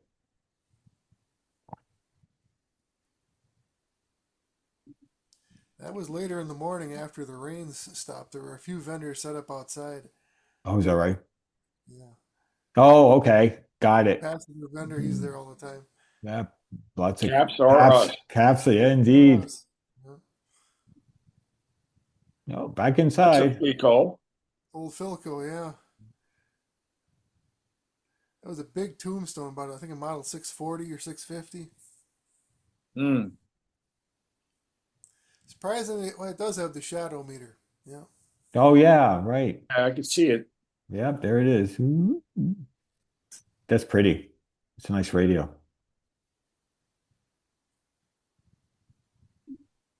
More caps. There you go.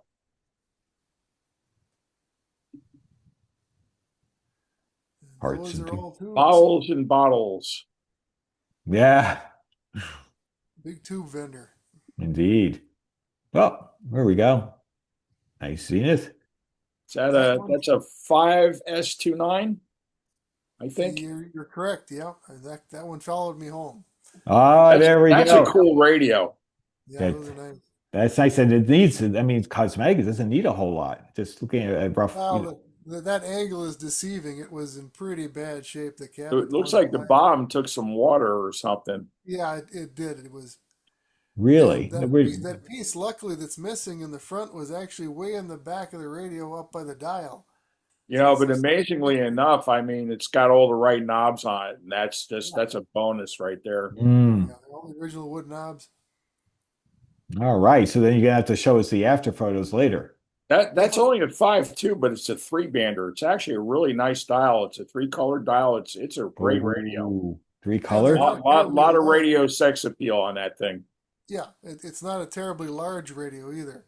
No, Doesn't take up a lot of real estate. no, you don't have to support your floor to set it down somewhere. Reinforced Yes, concrete.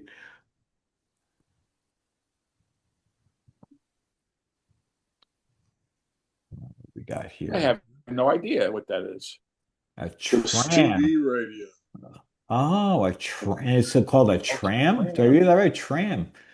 Better than tramp. Yeah. It's a CB radio. Oh, wow. It's a base station. I guess Oh, it's a base station. Now I've been seeing more of those as they show up. We see more and more CB base stations. I saw a few even at our Fall Brookline.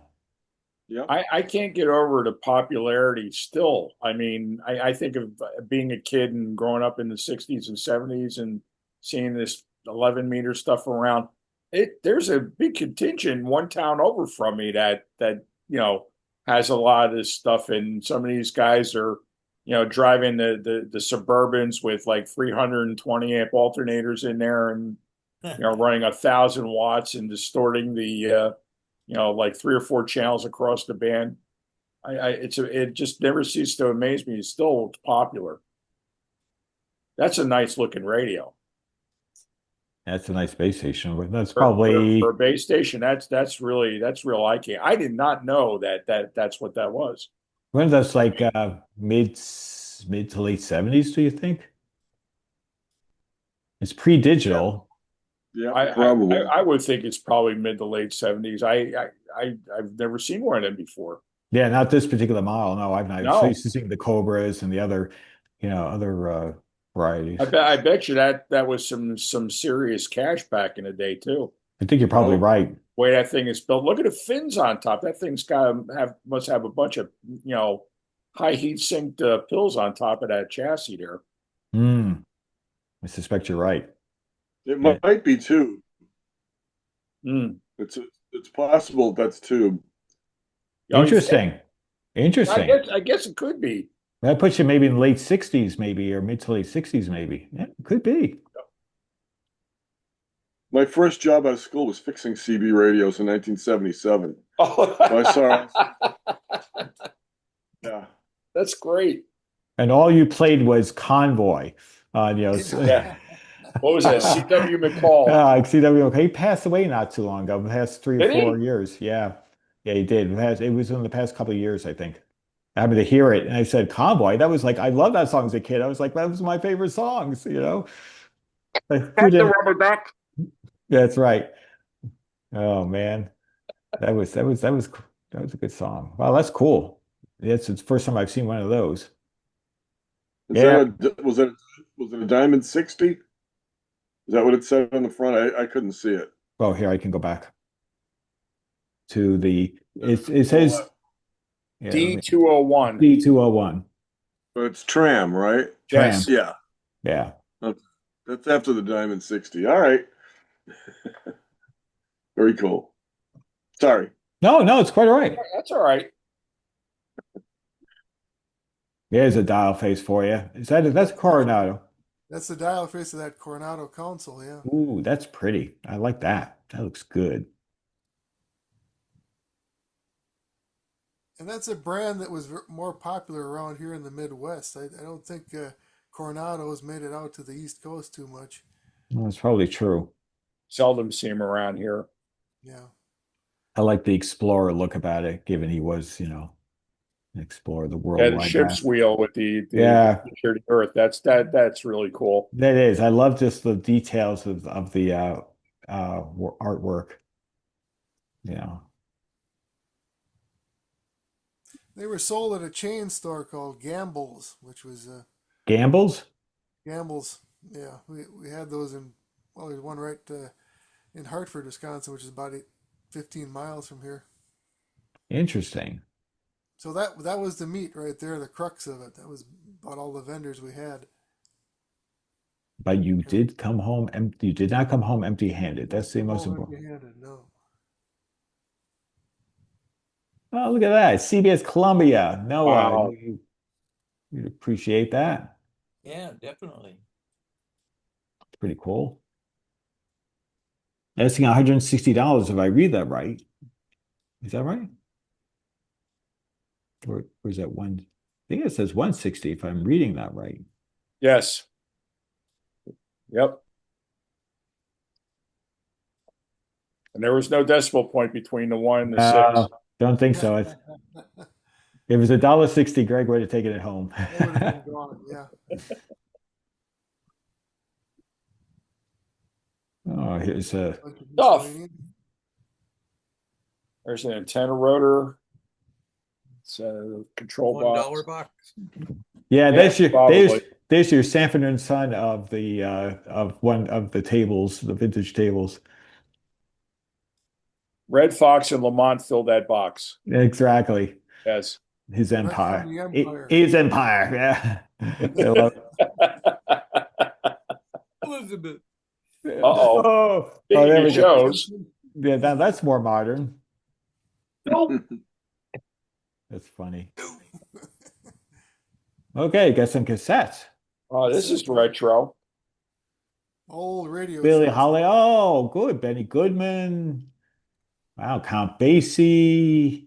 Someone took the time and put those sleeves into a typewriter and labeled it. That's pretty nice. Yeah, very nice. Count Basie and oh my God, this is really cool. Yeah, nicely done. Harry James.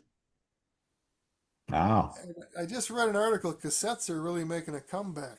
Yes, they are. Indeed. Young people are Big starting time. to discover them.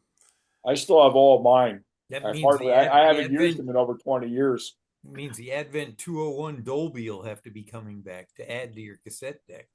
Yeah, that's true. You know, I still have my one cassette deck that still works. A boombox I bought, in 1984, brand spanking new. And it still works. So I paid a stupid amount of money for a Sony ES cassette deck. And it was like the best deck you could buy without going full digital. Still have it. Cool. Ah, Zenith. I've never seen one in that color combination. Yeah, I like it too. It's quite striking in the black and is that black or is it dark maroon? It's just natural brown Bakelite. Oh, okay. Zenith had a lot of these in two-tone. I had one of these, but it was all just one color Bakelite, the brown Bakelite. But I've seen these two-toned, and they look pretty neat. And I like it. I like it a lot. The little hole above the Zenith is like a little red pilot light, so when you turn it on, Right, yeah. that. I found my cassette deck up here. Oh, look at that. That's a beast. The Tandberg. It's a white Tandberg? Yeah. Oh, yeah. What else would I have, I suppose? Yeah, or let's reverse polarity that one. What is it you don't have? Probably take less time to find it. Yeah, there you go. I might go get a jacket. One button radio. Okay. I have no idea what happens. I guess these are for people with low IQ that can't operate a radio. I cannot it too. You just hit a button and hope for the best. Maybe it's one of the internet radios. Maybe that's what it is. Maybe, or a modern Volkswagen one where you only get the one. The one. You ever see those one station radios that look like a microphone? Yeah.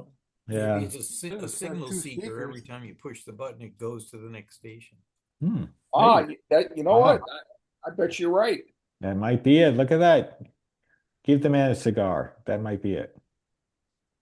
Signal seeking radio. Oh, there you go. Yeah. Oh, there's a Beanie Baby and a Zenith radio. Yeah, that's in nice condition too, that Zenith. Pretty nice overall. They made them the same time that the very first TOs came out. Those are really good radios. They're great DX radios. And it has the one LA6 in it. Ah, right. Which was the predecessor of the 1L6. It's a Lochtel. Okay. Mm-hmm. It's missing the front cover though. Yeah, I just noticed that. Yeah. That's okay. I'd live it's without laying it. down next to it. Yes. Oh, okay. I don't know. There's something. I think that was missing. I remember him saying that. It was. I kind of like the one with the bomber on the grill. Yeah. Yeah, I ditto. No, it's hard. It's hard to find that model radio, Greg, with the bomber in it is the grill claw, the sailboat. Right. But on the TOs, it's the inverse. You can find a million bombers and hardly ever find the sailboat. Oh, okay. That's funny. Microphones. Oh, it's the 3 microphones. Motorola. Oh, Larry and Curly. Yeah, exactly. They're all Motorola's. One for each network. Well, he put the Mo in. He put the Mo in Motorola. If you're lucky, you'll take one, bang one over Curly's head. Bob Bennett, please report to the principal's office. That's right. I didn't do it. It was OJ. Oh, I just saw one of these radios on, I think it was Goodwill's auction website. Okay. It's literally the same radio. It was a different color. But that's a Packard Bell, which was a LA company. Yeah. That's and so was just in a quick tangent, Gonstead is made in Burbank, California. Okay. Just a little factoid, because but it's all clear. I mean, that back panel is as clear as day, and it's nicely done. And a telecom clock piece, even if it's made in the opposite side of the country. Well done, Packard Bell. I can see this one also has the stationized dial, so it's got all the the Western K stations on it. Yeah, exactly. There you go. And of course, John, your Telecron movement. Yeah, they covered both coasts. Nicely done. I like the color. Must be straight out of, like, I would say, what, early 50s? Probably. Yeah, it's about right. For sure. Yeah. It's very beefy looking. Yeah, it's a good looking radio. I like it. Mm-hmm. Yeah. Yeah, not that common. I don't see that very often. Being it's, of course, in the West Coast. Well, that's because we live on the wrong coast. Right. Or we live on the right coast. We're on the right coast. There you go. Oh, brochures. Cool. Pooley radio cabinets with Atwater Kent radios. Reminds me of that terrific presentation you gave, Greg, of all the vintage radio advertisements. Well, those Pooley cabinets were made in Milwaukee, I believe. And that's why they provided the cabinets for Atwater Kents. I think they also did the one that was kind of like a kitchen table that had the radio built into it. Oh, with the AK-55, the keel table. Keel, that's right. I'm thinking of Kiel. They were made. Oh, right. Oh, sure. That would make sense because Kiel, being a good German name, is a lot of German settlers out in your neck of the woods. Yeah, makes. Wasn't there a Pooley radio company in Rhode Island? Was it Pooley or Polly's? It was something like that. Not sure. I had one a few years ago. I sold it. Interesting. Of course you did, Ross. Of course you had one. Oh, here we go. Here's something interesting. What is that, Greg? Airline. Airline. Wow, it's an early airline. Never seen one of them. Wow, that's beautiful. That's really nice. Reward. Yeah, look at it. Nice looking dial face too. The whole thing, this discussion, the whole thing, this looks great. It was kind of a squash tombstone. Yeah. It's kind of short, not very tall. It's like at the end of the introduction to Monty Python when the big foot comes down, squashes everything. Or they have the 6-ton weight that drops. Yeah, it says then the weight says 6 tons on it. And yeah, exactly. That's cool. I like really it. Attractive radio, though. It's really nice. Oh, there's a Zenith. Yeah, with an official official Hawaii. Picture of Hawaii on it. It's kind of neat in its own way because it looks like it's dated pretty. to about 1958 or 9 when Hawaii became the Yeah, state. So that makes sense. So they probably slapped it on, which is kind of fun. It's too bad that it got damaged over, just from wear here. Because if it were a perfect sticker, it's actually a nice little add-on. Westinghouse. Ooh. That's got to be an aftermarket color. I would think so. Yeah, that's kind of a orange and blue. New York Mets radio. Now wait a minute. Oh, here we go. I am a Mets fan. I will say that. It's the Cleon Jones model. Yes. Meet the Cleon Mets. Jones was one of the '69 Mets that won the World Series. Sure, Yep, sure left was, field. yeah. Yep. I know them all. I can bore you right now and name every '69 Mets player, but I'm not. But that, I never thought of it. It is kind of a Metsy color there. Yeah. Somebody must have really had some leftover Packard paint on it. It's even got some like metallic shine to it. It looks like a wooden radio. Yeah, maybe. But it's actually done, tastefully anyway. Yeah, It's not, it's just kind of strange color combination. Yeah, it would be. Yeah, it's a little unexpected. Lindsey Nelson would like it. Yes, Lindsey Nelson. Indeed. He was one of the guys that did the radio and TV for the Mets. I remember. The name is. You remember that? Oh, sure. Oh. While I was a Yankee fan, I was subjected to the rest of my family were Mets fans, so invariably the Mets were on. Bob Murphy and Ralph Kiner. Yeah, yes. Kiner's Corner. Enough. Stop. Yeah. That's for the next meeting. Right. You guys impressed me knowing all that. Well, look at that. GE. We got Motorola, I think, over here. That's a nice display of different ones. Yeah. The Motorola, that brown and Olympic. white one there is, I think that's an Olympic. It's Olympic. GE. Now I can't tell. Now GE is kind of funny with the portables because they made two portables and then they converted to transistor, but they almost look the same and you can't tell them apart unless you open up the cover in the back and see if you find little germanium pills in there or you find glow bottles. Right. Yeah. That's about that thing there. Oh, that's nice. This is a Philips. No, Philco. Oh, it's an international. Wow, look at that. I've never seen an international Philco. It's basically what it looks like. It's one of those, Tropics they used to have. Tropic, thank you. That's the word I was looking for. Look at the one band on that radio. If you can you bring that in a little bit, John? Yeah, sure. Look in the middle there, and it's from 40 to 90 meters. Yeah. Wow. That is kind of weird. And then they did the same thing at the top, 14 to 40 meters. Well, the bottom is AM. Yeah, I would think so. I've never seen that. Yeah, the full man. The moment I saw it, I saw Phil. I thought it was Phillips. No, it's Philco. How interesting. That's got to be mid to late 50s, I would think. Seems that seems right. It's look at even the interesting almost three-dimensional look with the grill cloth. It's plastic, but it's actually pretty cool. Yeah. Has an interesting depth, like three-dimensional depth to it. It's pretty cool. It's a neat radio. My first. What do we have here? Wow. RCA or GE. More beanie babies. I know. Why is making this? More beanie babies. I know. God help us if they're coming back. He had a story about that. He only had one and he kept moving it from radio to radio. Whoop, sorry about that, guys.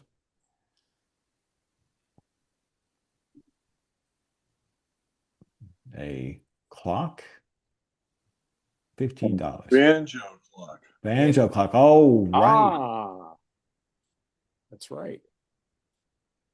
$15. There's one part of my bench right now. Yeah, there we go. Oh, look at this. Oh boy. AC spark plugs. Oh, I love that spark plug radio. I know. That's an Admiral. I love it. Yeah, it is. And I love it too until I saw the price on it. Yeah, okay. Let me see if I can close in on that. Oh my goodness. Does that say $2 or more? Yeah, it was. I think you're right. Holy smokes. Yeah. Oh. Yeah. You can buy a lot of spark plugs for that money. That's an interesting mix of radios. If you go in on the bottom shelf about 5 radios over, that's one I call that the Leave It to Beaver radio. That's that weird GE radio with the switch, the reversing switch on. That one right there, John. Right here with the Yes. shroud. Yes, and in the center, it's got the little atomic symbol Oh, in the it's a dial GE, thing. yeah. Oh, yeah, I always like that because that must be like early 50s because I have the 408 the 408 409 had the atomic symbols, so the start of those radios. That was like 1950, 51. Mm-hmm. That gold and white one to its left looks like a boulevard, one of those kind of things. Yeah, yep. Yeah. I think it's pretty cool with the hood. I wonder if it helps with the I backlighting. can't remember the model of that radio, but GE made them in a couple different colors. And I think when Leave It to Beaver was on television, I know that there was one of them in Beaver and Wally's room for a while. This Chop Shop even has some interesting stuff. CBS CBS. Columbia. Wow, that's pretty cool. That's an Admiral to the right of that. That thing Yeah, with the thing with sticking the up in the air. vertical. Yeah, the vertical. I wonder what this thing is I over. wonder what that is. That's a curious one. I I can't was get going to in. say silver tone on it. Yeah, it's a Yeah, silver I think it tone. is. Wow, that's a really Oh, and then curious. there's that there the Packer No, ball. Pag Bell, Yeah. right. Okay. All right. So now where that came from. Well, that's pretty Now you cool. get a feeling of deja vu all over again. That's right. So Zenith is talking on the bottom baseball. too. Oh, sorry. I said the Zenith is on the bottom too. The red and black. Oh, one. yeah. Yeah, some A little Tesla bit of clip. everything here. Yeah. Signal generator. Got some ICO, HP, Yep. Oh, and a little box with some IF cans, and God only knows if they're good. right. Oh, what's in those clear boxes? Oh, there we go. Military stuff. Yes.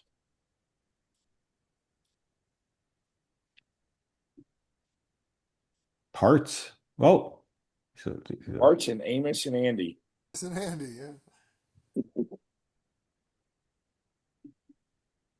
yeah. tubes. Of course. More bottles. Yeah, if you look at that, all those ones are individually priced that are out of the boxes. That guy Wow. spent A lot of time. marketing Wow. tubes. I would have just categorized them into just, Yeah. look at that. Wow, that's a You lot. know, it's not hard to do going through tubes. I've spent countless hours going through tubes. I went through some tubes today. It wasn't so hard for me though, because they were mostly transmitting tubes, so it didn't take me too long to go through those. But you get a bunch of miniatures like this, it'll kill your day. Yeah, I bet it will. There's a close to the clock Westinghouse, I think. Yeah.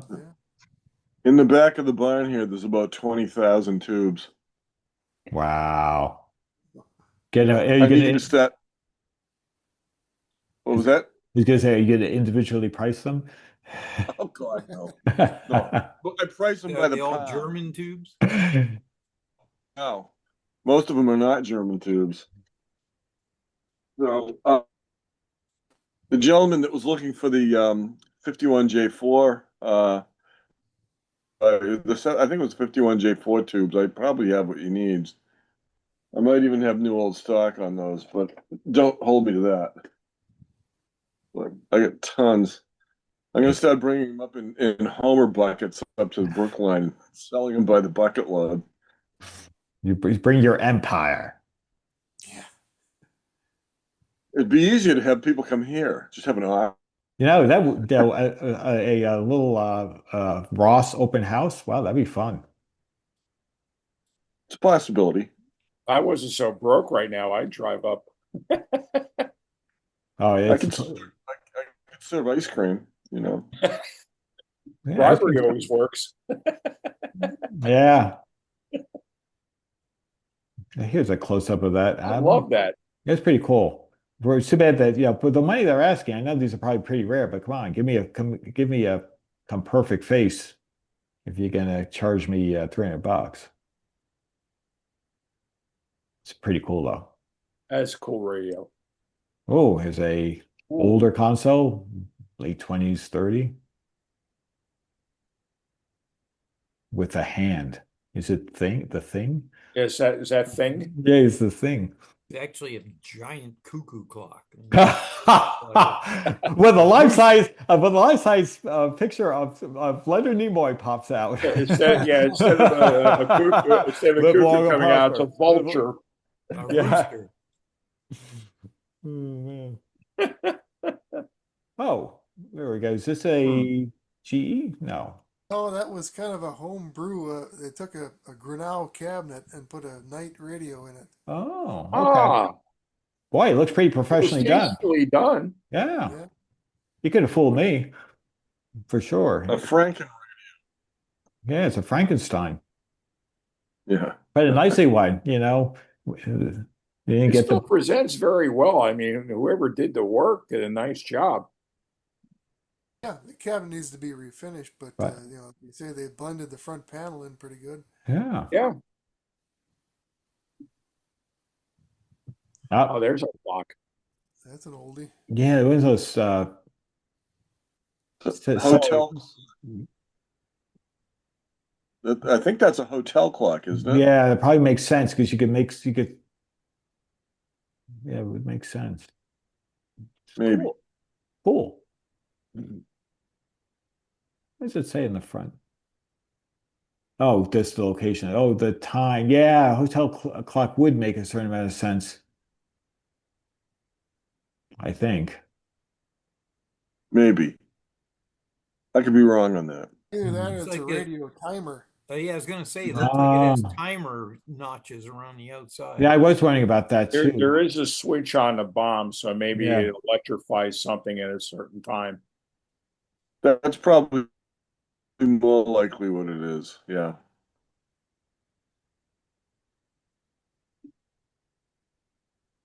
Test equipment. Well, speak of the devil, I mean, that's a good concept. Yeah, concept. Yeah, I know that the but now that's what you find more over the communicator, they call it, and that's a 6 meter.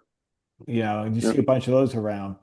Also, but you see that they use the same style. And this must be like mid-50s or so because they use the same style, not quite the same dial point, but the same style how they do the let's see, you can tell the manufacturer used similar techniques. But yeah, pretty cool. Used to call those Goonie boxes. Goonie boxes. Let's see, we got something in mind. Emerson, I think. Yeah. Tube tester. I'll just run these up a little faster because there you go. Got Grundig and you got a Royal 1000D TO. That 1000D is kind of rare. That's a satellite 5000, I believe. Yeah, that seems about right. Now, what were they asking? Let's see, the sale price, a low one. Is there a dollar sign? Maybe it's that, can't tell. 25? Service. 25 or they're 25 or 35. Yeah. Can't tell whether it's a 2 or a 3. It might be a 3. I had an interest in a number about 2 radios, or actually slightly later version of the 6000. He said Zenith is a much the Grundig, and I said, how so? He said short wave stations. I said, but it really doesn't. He says, what do you mean? I said, the Grundig is dual conversion on shortwave. The Zenith is not. So you're hearing the same station multiple times up the dial. He says, no. And the phone conversation event 2 weeks later, because I checked himself, and the Zenith picks up over and over again. Because it's version on shortwave. You broke up to the moment there, Rob. I can verify that he's correct on that. I have a 3000. I've got a 1000. My 7000 doesn't do it, but you do get the ghosting on the 1000 and 3000s. Yeah. Interesting. But like you said, if you were to do dual conversion, that would not happen. No. That's the only thing that Zenith was lacking on that. Interesting. Oh, early Sunny. That must be like, early 70s. Sony made a lot of AM FM stereo portables right around that time. They made so many different ones, and now they're a dime a dozen. You can get them, and they're good radios. They're really decent. Yeah, no question. I think that one might be a recorder because I could see the little microphones, I guess.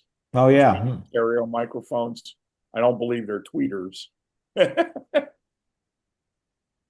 I think that's probably true. That radio in the back is a Norelco. I was just gonna say, I was thinking that was an Oroco. I thank you for confirming. So it's like, she said it looks like, Philips or Norelco. Yep. They're a wonderful radio when they work. They're an unholy nightmare to work on. Wow. And I thought the Germans had cornered that market of holy hell. No, the Grundigs and Telefunkens are generally not too bad. The Telefunkens are a problem if you have to restring the dial. But that Norelco, you have to take 97 screws out to get it into the case. Oh boy. It's really an awful thing to work on. But when they work, they're great. TO, because you always have a TO at every meet. Yeah.